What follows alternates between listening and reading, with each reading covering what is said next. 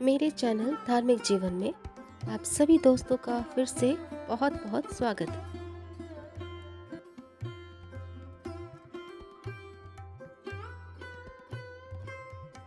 एक बार अकबर एक ब्राह्मण को दयनीय हालत में जब भिक्षाटन करते देखा तो बीरबल की ओर व्यंग्य कसकर बोला, बीरबल, ये हैं तुम्हारे ब्राह्मण जिन्हें ब्रह्म देवता के रूप में जाना जाता है। ये तो भिखारी है।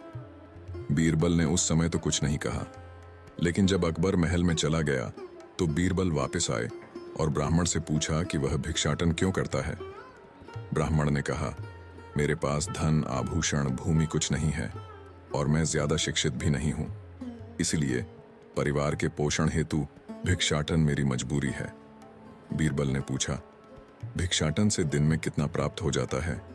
ब्राह्मण ने जवाब दिया, 6 से 8 अशर्फियां। बीरबल ने कहा, आपको यदि कुछ काम मिले तो क्या आप भिक्षा मांगना छोड़ देंगे? ब्राह्मण ने पूछा, मुझे क्या करना होगा? बीरबल ने कहा, आपको ब्रह्म मुहूर्त में स्नान कर स्वच्छ वस्त्र धारण करके प्रतिदिन 101 माला गायत्री मंत्र का जाप करना होगा और इसके लिए आपको प्रतिदिन भेंट स्वरूप 10 अशर्फियां प्राप्त होंगी। बीरबल का प्रस्ताव ब्राह्मण ने स्वीकार कर लिया। अगले दिन से ब्राह्मण ने भिक्षाटन करना बंद कर दिया और बड़ी श्रद्धा भाव से गायत्री मंत्र जाप करना प्रारंभ कर दिया और शाम को 10 अशर्फियां भेंट स्वरूप लेकर अपने घर लौट आता। ब्राह्मण की सच्ची श्रद्धा व लग्न देखकर कुछ दिनों बाद बीरबल ने गायत्री मंत्र जाप की संख्या और अशर्फियों की संख्या दोनों ही बढ़ा दी।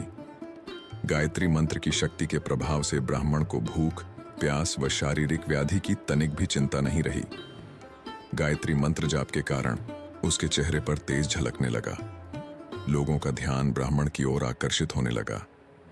दर्शनाभिलाषी उनके दर्शन कर मिठाई, फल, पैसे, कपड़े चढ़ाने लगे।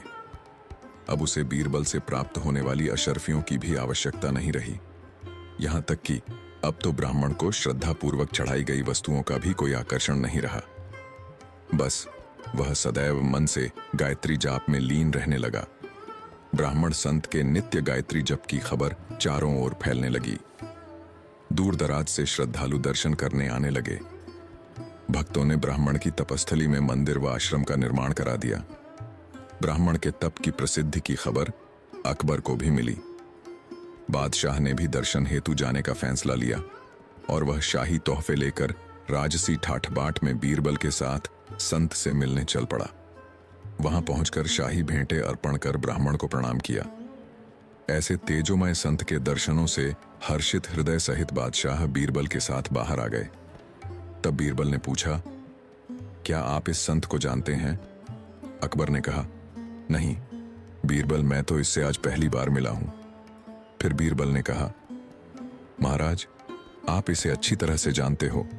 यह वही भिखारी ब्राह्मण है जिस पर आपने व्यंग्य कसकर एक दिन कहा था, ये हैं तुम्हारे ब्राह्मण जिन्हें ब्रह्म देवता कहा जाता है। आज आप स्वयं उसी ब्राह्मण के पैरों में शीश नवा कर आए हैं। अकबर के आश्चर्य की सीमा नहीं रही। बीरबल से पूछा, लेकिन यह इतना बड़ा बदलाव कैसे हुआ? बीरबल ने कहा, महाराज, वह मूल रूप में ब्राह्मण ही है। परिस्थितिवश वह अपने धर्म की सच्चाई व शक्तियों से दूर था। धर्म के एक गायत्री मंत्र ने ब्राह्मण को साक्षात ब्रह्म बना दिया और वह कैसे बादशाह को चरणों में गिरने के लिए विवश कर दिया। यही ब्राह्मण आधीन मंत्रों का प्रभाव है। यह नियम सभी ब्राह्मणों पर सामान्य रूप से लागू होता है। क्योंकि ब्राह्मण आसन और तप से दूर रहकर जी रहे हैं, इसीलिए पीड़ित हैं। वर्तमान में आवश्यकता है कि सभी ब्राह्मण पुनः अपने कर्म से जुड़े, अपने संस्कारों को जाने और माने। मूल ब्रह्म रूप में जो विलीन होने की क्षमता रखता है, वही ब्राह्मण है। यदि ब्राह्मण अपने कर्मपथ पर दृढ़ता से चले तो देव शक्तियां उसके साथ चल पड़ती हैं।